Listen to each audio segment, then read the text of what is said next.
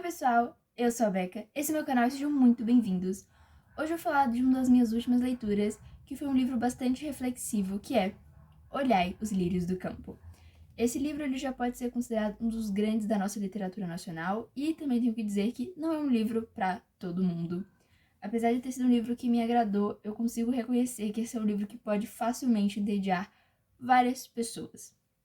Veja bem, esse é o livro escrito pelo Érico Veríssimo, também um grande autor nacional, e foi com esse livro que ele conseguiu, de fato, viver de sua escrita. Então foi quando a escrita pôde sustentá-lo e ele se dedicou inteiramente a isso, a ser um escritor.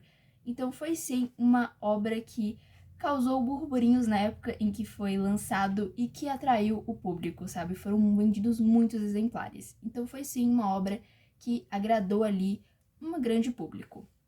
Veja bem, aqui nesse livro a gente vai ter uma história onde a trama são reflexões a respeito da vida, de onde viemos, por que estamos aqui, o que devemos fazer, sabe? São questões ali que já são clichês, que são batidas, que as pessoas se perguntam, vira e mexe e nunca acham resposta.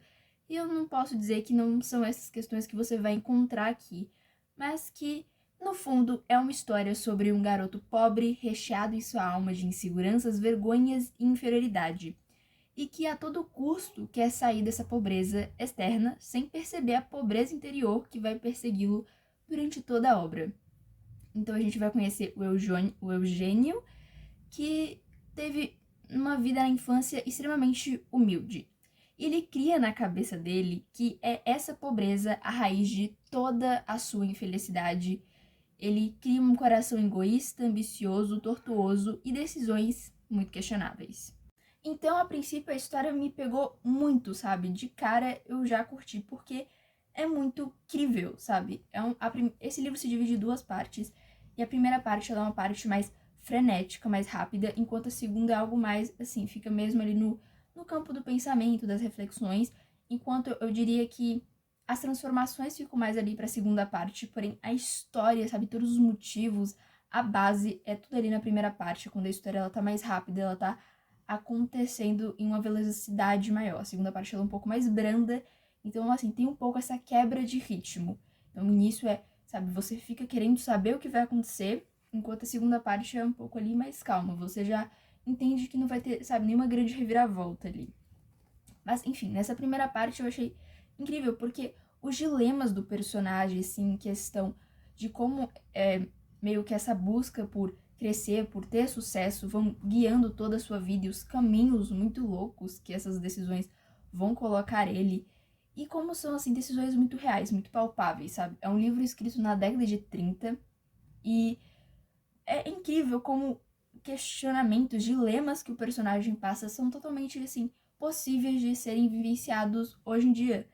Então a gente aqui vai ter um personagem que vem dessa origem humilde e que vai querer cursar a medicina para tentar, sabe, crescer na vida, ter algum tipo de prestígio e, assim, nada semelhante ao que podemos ver nos dias de hoje. Claro que é tudo muito bem construído pelo autor, sabe? Por mais que esse fosse um protagonista que te cause em alguns momentos raiva, eu acho que a construção de personagem dele é tão bem feita, é tão bem pensada, tão bem elaborada, que assim, você consegue compreendê-lo, sabe? Ele não se torna completamente odioso, você entende o porquê ele faz o que ele faz e você consegue ter uma empatia, assim, muito fácil com ele. Mas, bem, quando é que a história de fato começa?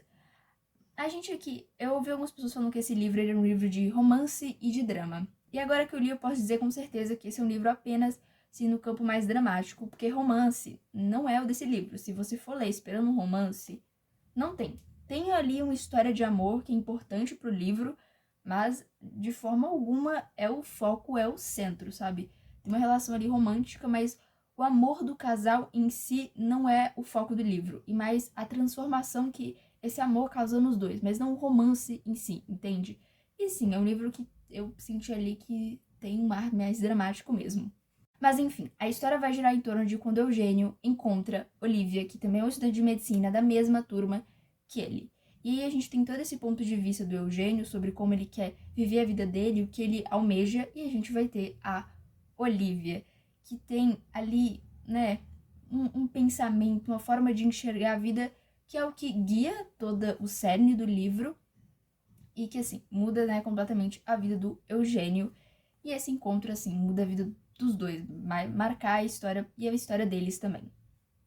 E a Olivia, ela é aquela personagem que cai um pouco naquele trope feminino de estar ali para ser uma ferramenta na história, para ser, tipo, uma ajudante ali pro protagonista. Ela não tem uma história em si, ela ajuda ali no enredo, mas a história dela não é muito aprofundada, a gente não sabe muito sobre ela.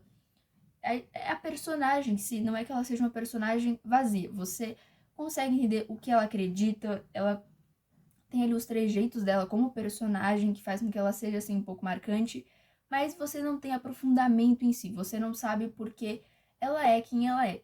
Então, assim, o autor eu acho que ele escolheu essa opção porque ele fez uma construção de personagem muito boa no Eugênio.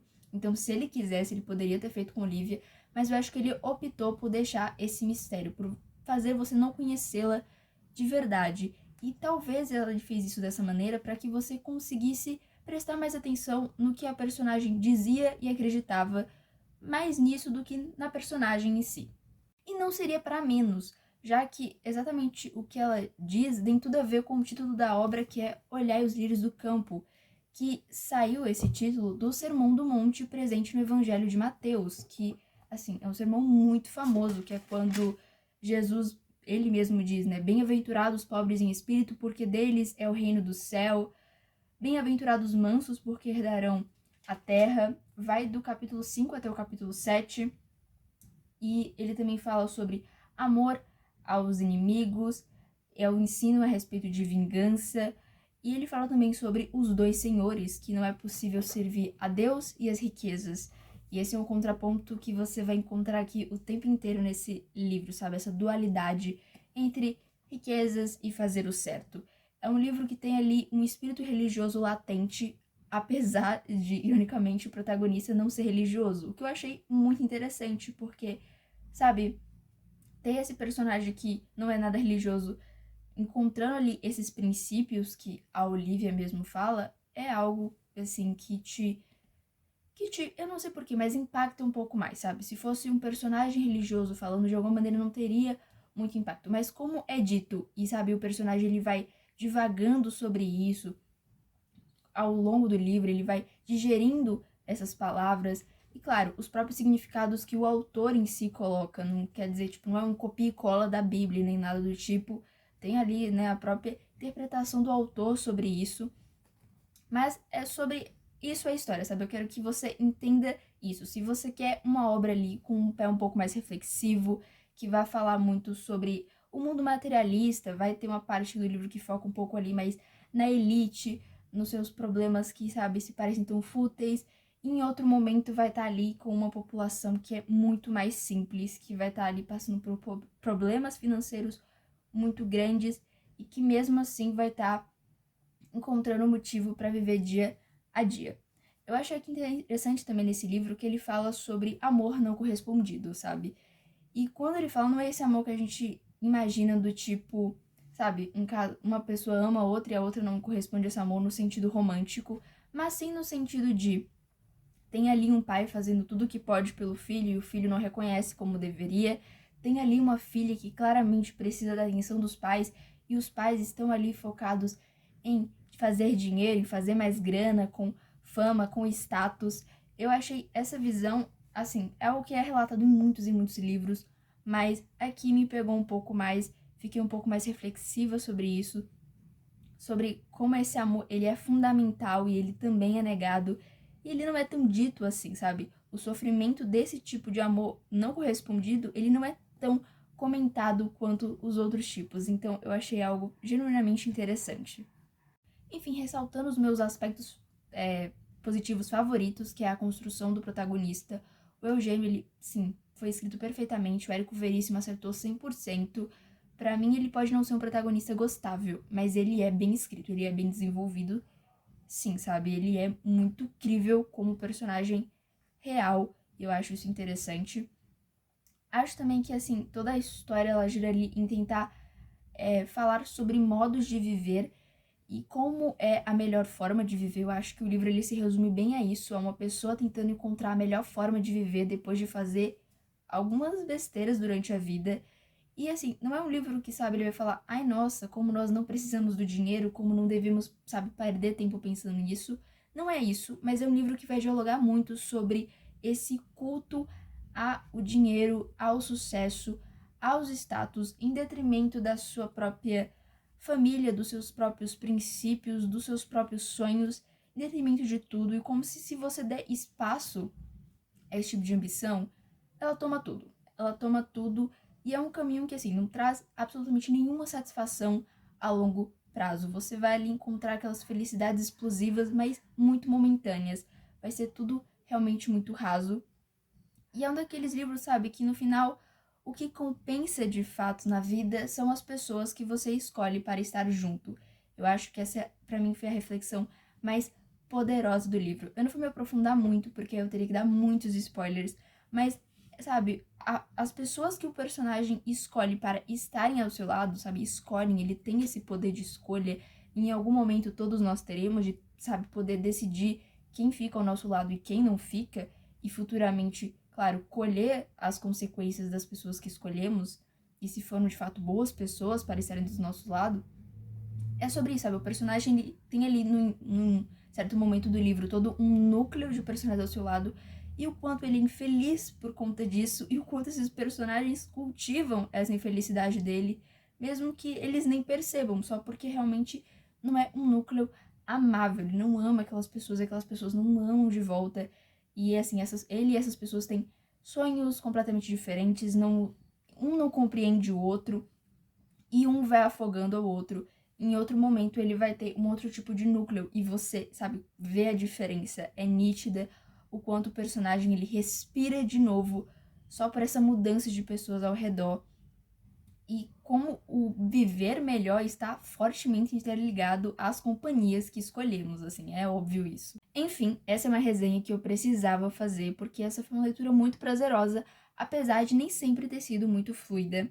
Como eu disse, não é um livro para todo mundo, nem sempre vão ter coisas acontecendo na história, sabe, movendo a história. Tem páginas aqui que são só divagações do protagonista, é um eterno fluxo de consciência em alguns momentos, então isso pode não agradar boa parte do público, principalmente atualmente, onde eu sei que as pessoas elas gostam de coisas um pouco mais ágeis, de uma história que flua muito mais rápida, e não é o que acontece aqui, sabe? Nem sempre o autor ele vai ter pressa de te dizer o que ele quer te dizer. É um livro também que ele alterna entre presente e passado. E veja bem, são alguns livros que pegam essa maneira assim de ficar contando a história alternando o período, e às vezes ele me deixam com preguiça, me deixa um pouco chateada, porque o autor não consegue ter muito bem o timing de quanto fazer essa mudança de período. E não é o que acontece aqui. O Érico Veríssimo, ele faz isso muito bem. Ele vai te revelando as informações com cuidado, ao mesmo tempo em que ele vai também te explicando algumas coisas. Então tem ali o personagem que tem um determinado ponto de vista, e você se questiona como ele chegou ali, e aí o autor, aos poucos, ele vai te dando essas respostas. E o início é fantástico, assim, ele é frenético, ele te deixa, assim, ansioso pra saber o que vai acontecer. As primeiras frases já te deixam, assim, nossa, preciso saber o que vai acontecer, o que vai rolar aqui. Então, apesar de não ser esse livro, assim, sabe, que tá o tempo inteiro coisas acontecendo, é um início muito, muito, muito bom. É um início que parece até meio um suspense, assim, sabe?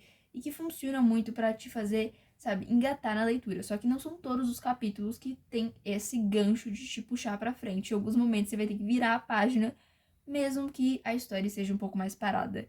Porém, não quer dizer que não seja uma leitura muitíssimo válida. Bom, pessoal, esse foi o vídeo. Espero que vocês tenham gostado. Sim, sim, se inscreve e curte o vídeo. Até o próximo e tchau, tchau!